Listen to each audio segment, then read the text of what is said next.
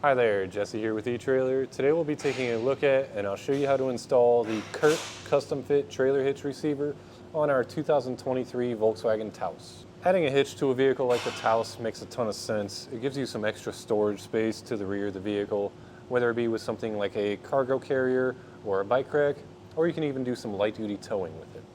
Here's a closer look at our hitch installed on the vehicle.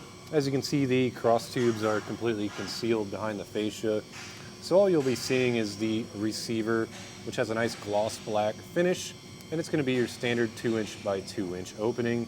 It's going to be standard for any accessory that you might add on. We also have a 5/8" pinhole on the back here. The pin and clip not included with the hitch. However, we have many options available here at eTrailer. Also, any accessory that you add on will most likely come with one included. Then we have a wire type safety cable loop. Super easy to get whatever safety cables you have, whether it be an S like this or a large clevis like that. The Taos is on the lower end when it comes to vehicles, so we'll get a ground clearance measurement. Looks like it's about 11¼ inches. So anything you add on here, just look for something that has a rise to it. Then from the center of the pinhole to the edge of the bumper is a little over 5 inches. Keep that in mind for any folding accessories that you might add on to make sure they don't make contact with the vehicle. For the weight capacities of the hitch, we have a gross trailer weight of 2,000 pounds. That's the amount of weight that you can pull behind the vehicle. And we have a maximum tongue weight of 200 pounds. That's the amount of weight pushing down on the hitch. Just be sure to check your Volkswagen's owner's manual to ensure your vehicle can handle that weight safely. All in all, if you're looking for a hitch for your Taos, there's really not a lot of options out there. However, there is a draw tie option that has a slightly higher tongue weight. So if that's something that you're worried about, then I'd definitely check that one out.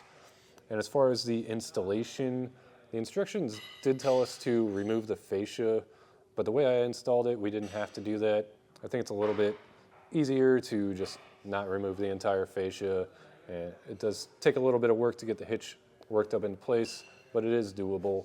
If it's not something that you're looking to do yourself, maybe you don't have the time, the space, or the tools to do so, feel free to check out our dealer locator. However, if you are looking to get this installed yourself, then follow along and I'll show you how we did ours. Also, if you want to share any tips or tricks with us, maybe you've installed this hitch before, you just want to share some comments with us, then please feel free to leave a comment or a review below. To begin our install, we'll work on getting this plastic cover down. I have a T10 Torx for these smaller ones. Once you take that screw out, you should be able to come in behind and pop that plastic clip out. So we have 2 of those, that one, and then one more over here.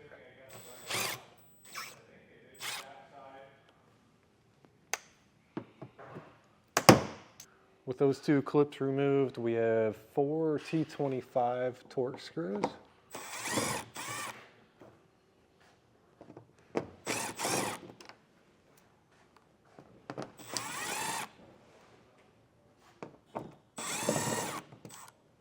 On the front of our panel here, it looks like we have 3 10mm screws to remove. These are just plastic, so they'll probably stay in the panel.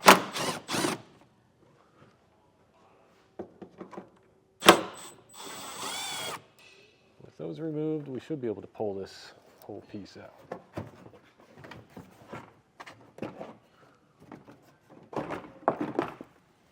So here's our mounting holes, these 2 holes here.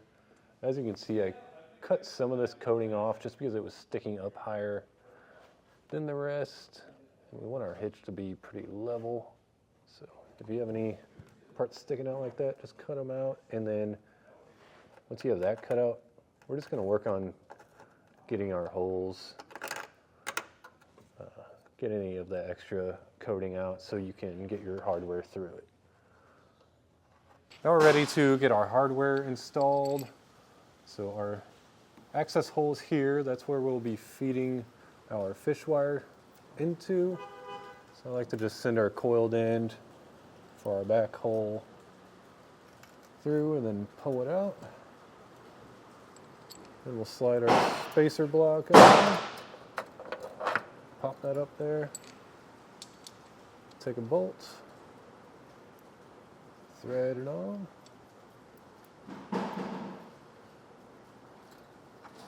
And then it's much easier to go backwards to get it to fit. It should just slip up in there. And then you can pull down on your fish wire. That should pull your bolt through. Now this hole's a little different. So what I'll do first is thread my carriage bolt onto my fish wire and get that pushed up in there.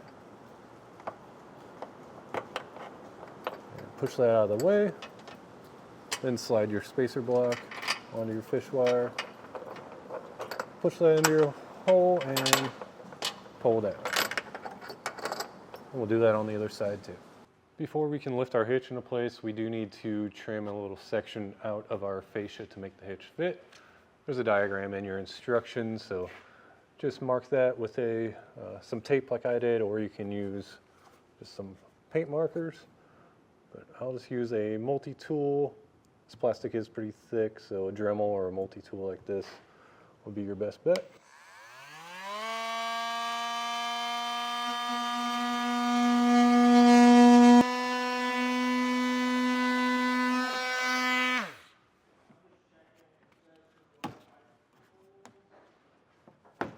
That's a good idea to have an extra set of hands to lift the weight of the hitch. I have my friend Brad here to help me out. We already fed our fish wires through our holes. We're going to start on the driver's side because we will kind of have to work this into place. Just pull back on your fascia. Try to get your driver's side basically in place.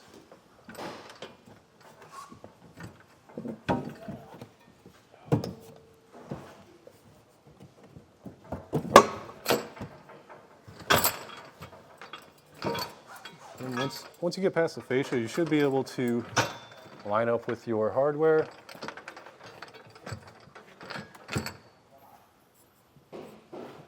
And then just unthread one of your fish wires.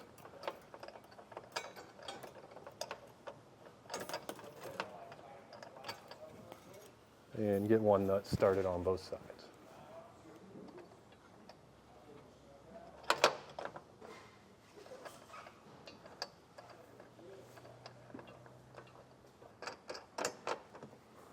One thing I have learned that makes getting this hitch into place easier is to get a pair of channel locks and bend these tabs out. We can always bend them back to get our fascia re-hooked up, but it just makes it a lot easier to slip that hitch back into place.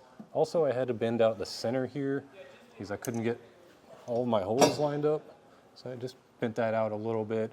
That's going to allow me to push the hitch back and get all of our hardware installed.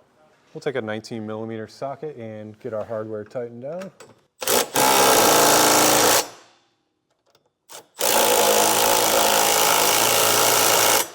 Now we need to get our hardware torqued down to the specification listed in the instructions.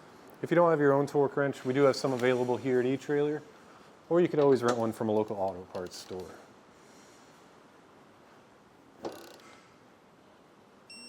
Before we can get our plastic panel installed, I did mock it up and make some marks where the hitch will end up hitting it. I just took some tin snips and cut that section out. But with that cut out, we should be able to slide this up into place and get it reinstalled. And once you get that panel installed, that's going to do it for our look at and installation of the CURT custom fit trailer hitch receiver on our 2023 Volkswagen Taos.